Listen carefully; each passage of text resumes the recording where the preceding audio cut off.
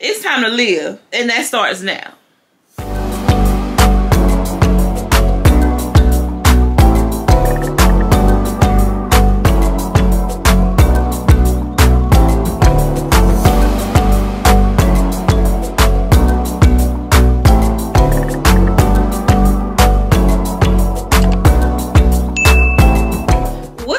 It's your girl Candace Denise, and I'm back again with another video.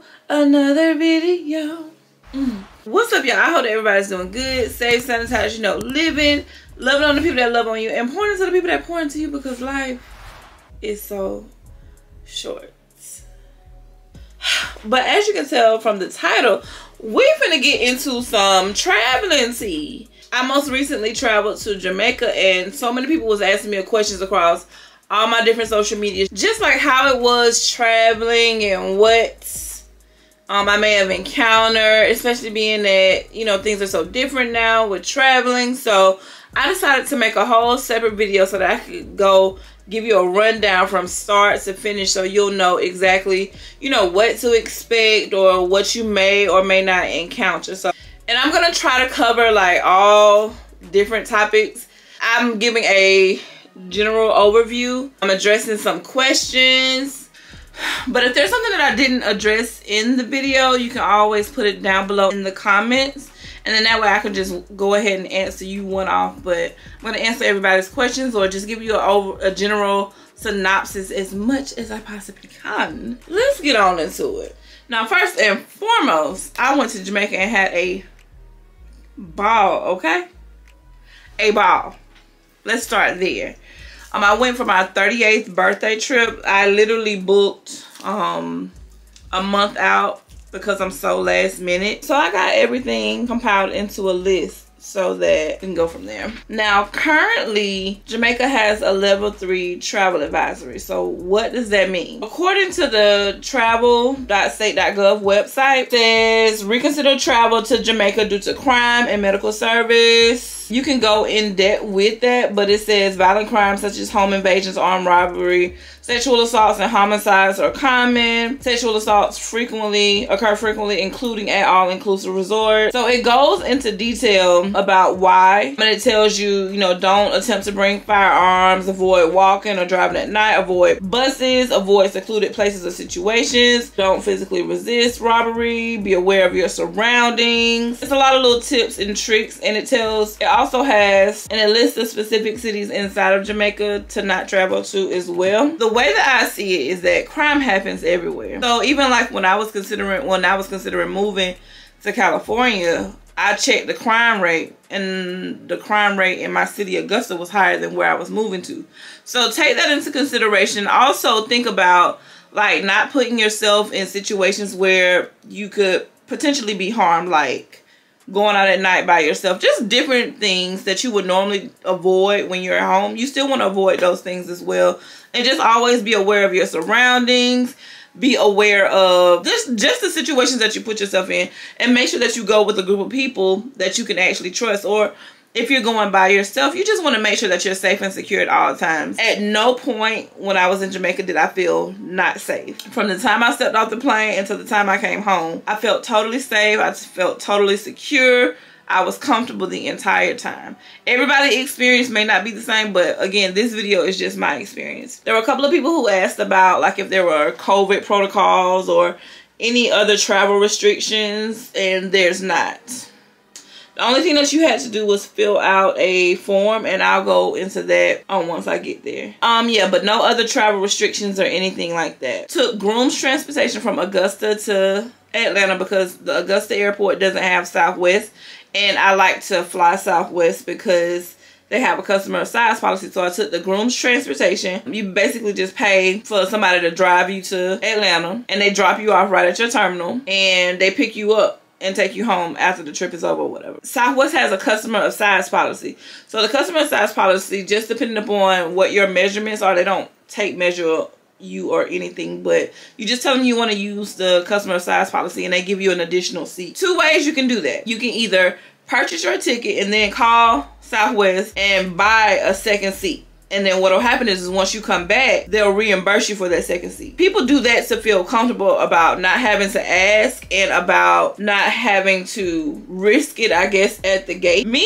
I'm gonna wait till I check in. And once I check in, that's when I tell the gate agent, hey, I want to use customer size policy. So when I tell them I want to use the customer size policy, that means I get an additional seat. And that also means that I get priority boarding. So I board my flight right after the wheelchairs. So that means I pretty much can pick my own seat because Southwest is free seats. There's no assigned seats. You sit wherever based upon how you check in and how you get on the plane. So there are no assigned seats, but with the customer size policy, because I get priority boarding, I board the plane behind the wheelchairs and I pretty much have the whole plane. I can pick what seat I want. All I have to do is pick my seat, which is normally a window seat because I'm a window seat girl. And then I put my reserve seat ticket on the middle seat. The reserve seat is the reserve seat. It doesn't matter if the flight is full. If I have my reserve seat, that's my reserve seat. Point blank, period. I've had people sometimes want to sit in my seat, and no, I just say, hey, the seat is reserved or the seat is taken, and just keep it like that.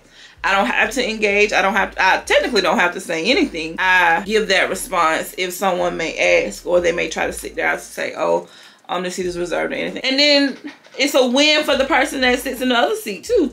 Because if they see, oh, okay, she's a big girl, she's gonna have an extra seat, they know if they sit there, they're gonna have some extra seat too. So it's a win-win for everybody. So you have to check in 24 hours prior to your flight.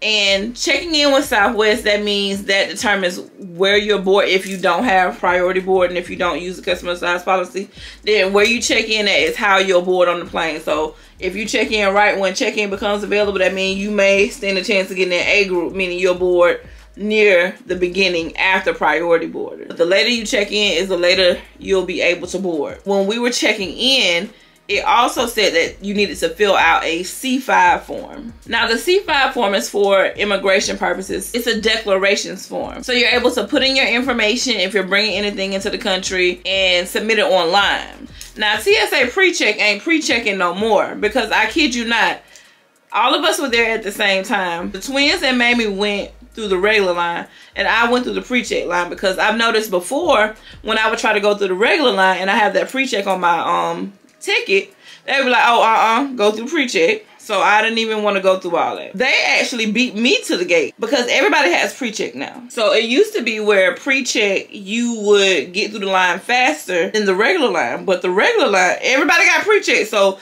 it's people in the pre-check line and then there's nobody hardly in the regular line. So now I'm thinking about upgrading from just pre-check to pre-check and clear and global entry, so that way I have a better chance of getting through the line faster because the pre-check ain't pre-checking no more. But when you're boarding your flight, if you feel like you need an extender, now I have a video where I got my own extenders, but I forgot to bring those because I packed the morning before I left.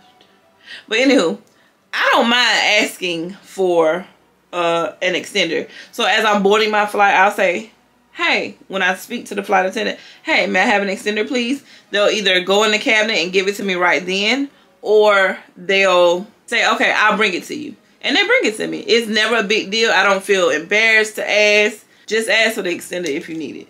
Now, just because you're big doesn't mean you need an extender because, everybody's shaped differently, but I got a little tummy, so I need that belt to go across this. That's not the experience for everybody. And then depending upon the plane, because the newer planes, the seat belts are longer, the seats are wider.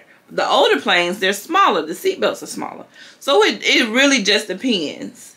But don't be afraid to ask. And even if you're already in your seat and you need an extender, you raise your hand or you press the button and ask for one. Do not be ashamed to ask for a seatbelt extender. Listen, you want to be safe. So our first flight was from Atlanta to Baltimore. That flight was delayed and we had to literally run to catch our flight. Well, Mika and Rika ran. They ran because we landed on B gates. Our flight from Baltimore to Montego Bay was on C gates. And in Baltimore, like, they didn't have no train or nothing. You had to literally walk, and it was a long walk, and literally our gate was at the other end of the concourse. So we made it, me and Mamie made it right, because I wasn't running. I skedaddled, as you can see. I skedaddled and Mamie made it to the gate before I did.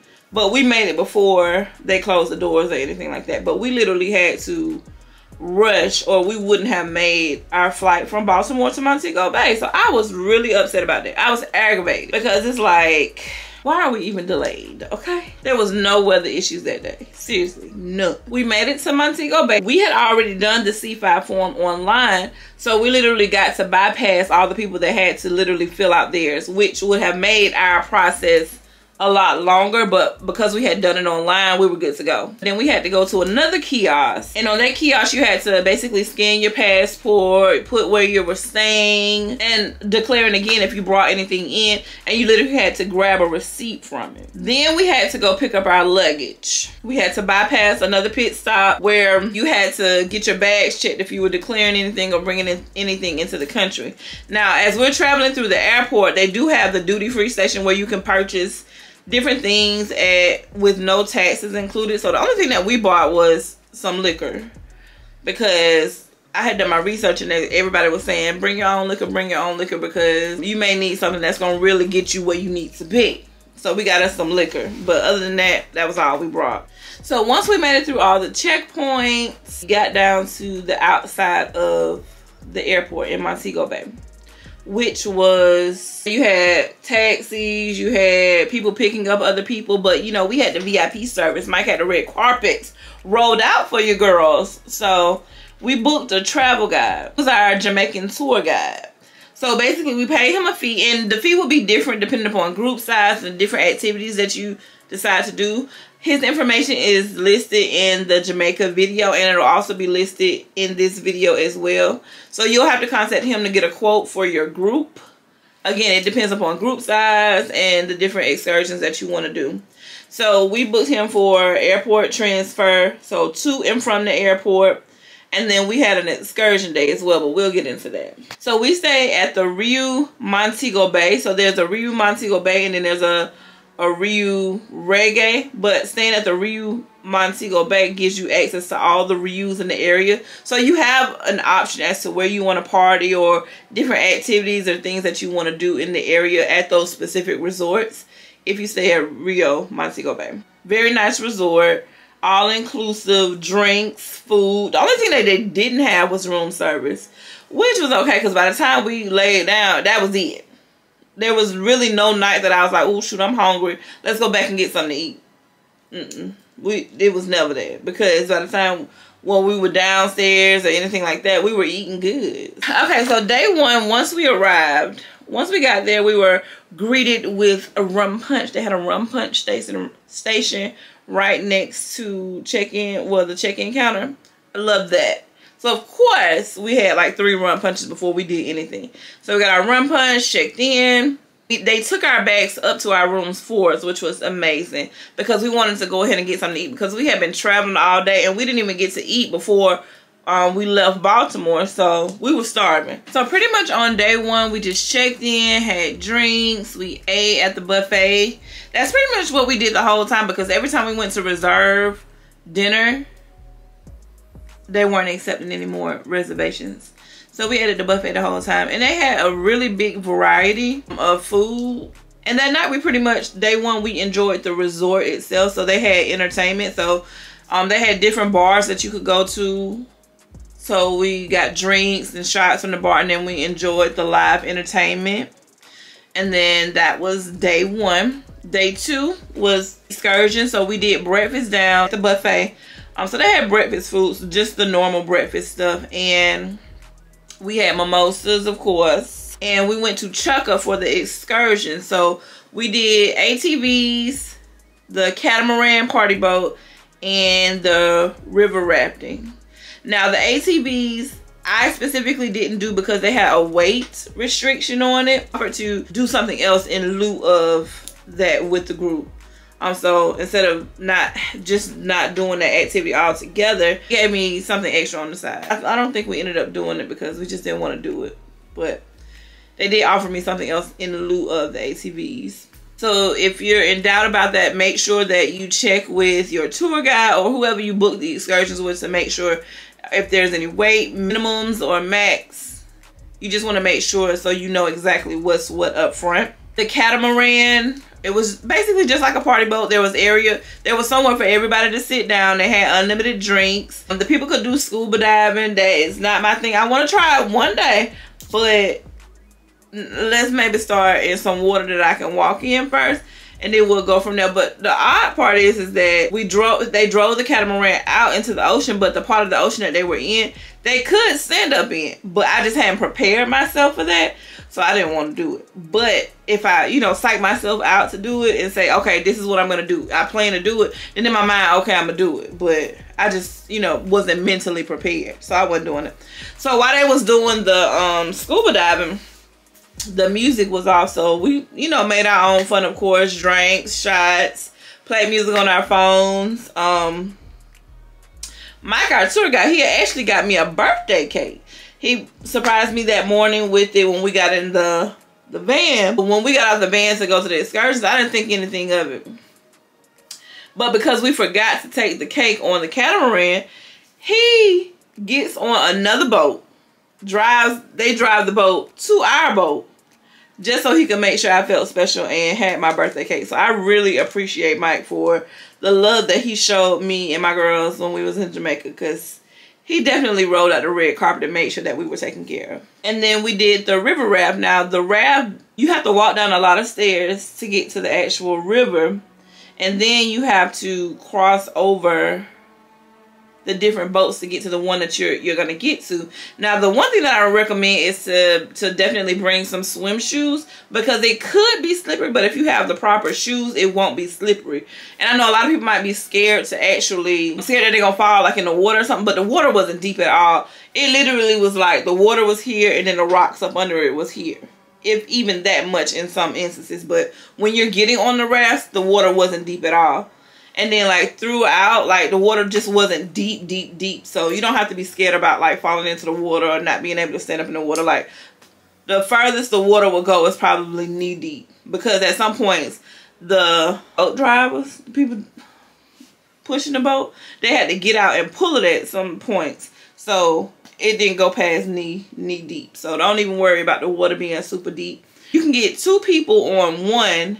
But I had one by myself, and Mamie had one by herself, and the twins, they got on one. They had decorated mine for my birthday, so that's why I got on mine by myself. And because of my weight, of course, so that way it would be evened out. But they definitely made sure that I felt comfortable, you know. Like the whole time I was in Jamaica, they made me feel comfortable. They didn't make me feel self-conscious. I felt welcomed. I felt beautiful. I felt like I was at home. Now you can determine, they do the limestone massage. Now for me it was up to the knees, and that's what my tour guide from the beginning, he was like, okay, it's up to knees. That was it. Now you do have the option to get full body and those things like that, but that was not something that we chose or that he chose for us. So yeah, it was another girl, she was getting a whole full body massage and he was getting to it, okay? And then that night when we got back to the resort, we were tired because we had literally been out since like 9 o'clock that morning up until probably about 7 or 8 that night. So we had him to get us some KFC, because everybody always talks about eating KFC when you go to Jamaica because it tastes so different. And when I tell you that chicken was so good, I don't know what kind of sauce was on that food, but it was so good. I've never had anything like that before. Get it delivered for us, so we didn't have to leave off of the resort. He got it delivered for us. We just had to meet the guy. Well, they had to meet the guy down in the lobby, and then we just ate it from there. And that's pretty much day 2. Day 3 was our pool day. So we went down, had breakfast at the buffet again. After breakfast, we went back to the room. We took shots to get, you know, lit for the day. And then everybody got changed into their beach wear. And so it was like a afternoon pool party. There's plenty of chairs for everybody to sit in, so you can sit close to the pool, you can sit far from the pool. There was chairs in the shade, chairs not in the shade. It was plenty of space and opportunity. It wasn't like where you have to put your towel on a chair to reserve it or anything like that. It was plenty of room for everybody to have a space everywhere. And so they did like music. They had a DJ out there. There were games. The DJ, she probably spent for about an hour or 2. That was lit because they played all the good songs. And that was right when Sexy Red song had just been released. Bow, bow, bow. Girl, you know that? Super fat. Yeah, so it was really, really lit at the pool. We were out there literally all day. And they had like a little hut next to the pool where you could get food. They had oxtails and things like oxtails and jerk chicken and ribs and rice and salad. They had all of that there. So they had the swim up bar, and then they had a bar that you could, you know, physically walk to as well. So it was lit at the pool. We had an amazing pool day. And that was also my birthday, so it was super lit. We were super tired. Super lit. So yeah, they had games at the pool. The DJ was lit. So we stayed at the pool all day long and then got some rest. And then later on that night, we actually went to the club that was on the resort. I can't remember what it was called, but it was actually inside next to where the entertainment was. But it's down there. The club, and the DJ was playing all kinds of music. That's what I love, is that, you know, they touched on everything. But, you know, we were still able to get lit and we still partied. They had a bar inside of there, so we could still drink, have a good time, get lit, and turn up, which is what we did. So the last day was pretty much our go home day. So the only thing we did was got up. Mamie and I didn't really want breakfast. We just got beef patties. So we went in a sports bar. They had like little, you know how you go in the store and get a sandwich out the thing? They had beef patties in there like that, like stacked up. Chicken beef patties, like. So I stuffed a bunch of them in my bed so I could take them with me. And because you can only, once you check out, they cut your wristband off. I forgot to mention, you get a wristband that shows that you're all inclusive. You have to keep that on the whole time to gain access to the resort. So once they cut your band, you no longer have access to the drinks or the food or anything like that. So we made sure that we got all that we could get before, you know, it was time to leave. So Mike picked us up and we went back to the airport. Now, going back home was a debacle. So we got to the airport on time, everything like that. Now, I don't recall seeing like a TSA area or anything. It was just a regular area, and you had to take your shoes off and walk through the metal detector. That part didn't take long, so we got checked in pretty fast. Like, there was no seats at the gate. We had to sit far off, and then even like once it was time for us to board, which our flight was delayed. It was delayed a couple of times. Once we got to the point where we were starting to board, like, they were randomly, and I'm sure this is just part of the procedures, they were randomly pulling people to get searched. Now, when I said you were getting searched, you were getting searched. So that means you're taking off your shoes, your jacket, they're patting you down, giving you like the full Miss Pat down. And they're also going through your bags, like pulling stuff out of your carry-on and looking through everything. So that prolonged the takeoff process as well. Now, when we got to Fort Lauderdale, it was another fiasco. And once we got off the plane, then it was like we was on a special side. We didn't have access to the whole airport. They had us in the back. Because we were coming from another country, of course, we had to pick up our luggage. They made us get our luggage as we were coming back into the country. In the area where we got our luggage, we couldn't have no phones out, but they was letting the people do cartwheels.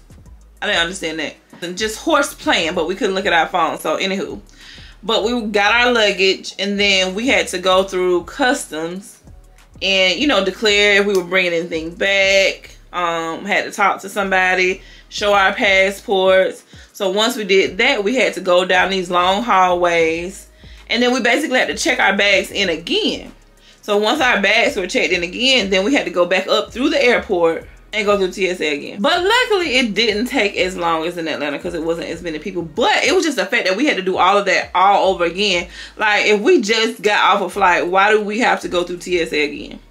I don't know. I had never experienced that. We ate and we had to wait for our flight, and our connection was Fort Lauderdale to Atlanta. So that was delayed, of course, too. So that one ended up leaving like an hour too late, because once we boarded, we were still delayed again. So I fell asleep, so I didn't really know. Yeah, we were on the tarmac for a whole additional hour. And that pushed us back because our Groomes transportation from Atlanta to Augusta was supposed to be here We were supposed to catch it at like 10, but we ended up not getting it till 12. So we can get back to Augusta till like almost 3 in the morning. So that pretty much wraps up the details for the Jamaica trip. Now, I know it was a lot of information. I know it was a lot of stuff discussed. If you have any questions, comments, concerns about anything that I've discussed, drop down in the comments and let me know. If there's something that I didn't discuss that you want to know, feel free to ask me in the comments and I will answer you to the best of my ability. I want everybody to be able to travel, so don't worry about your size, anything like that. You deserve to live life and explore the world and see all the different things that God has created. So let this video be an encouragement to you to be able to experience and do things that you normally would not do. Now, again, if you have any questions, comments, concerns, make sure you drop down in the comments and let me know. Make sure that you like this video, and most importantly, make sure that you are subscribed to my channel and have those notifications turned on so that when I post a video, you will know and you won't miss it. So here's to all the places that you're going to be traveling, the things that you're going to do, the experiences that you're going to have. It's time to live, and that starts now. I love y'all, and thank y'all so much for watching. Thank you for your love, and thank you for your support. And if no one else has told you that they loved you, just know that Candace Denise says love you from the bottom of my heart. I will see you all in the next video. Love you guys. Bye.